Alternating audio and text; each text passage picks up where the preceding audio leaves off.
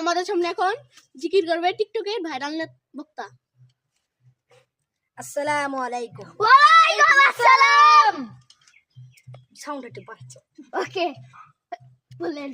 মসজিদ আমার হুজুর হইয়া কি মহিমা তানে, গলার মালা বানাইয়া ধীরে ধীরে টানে।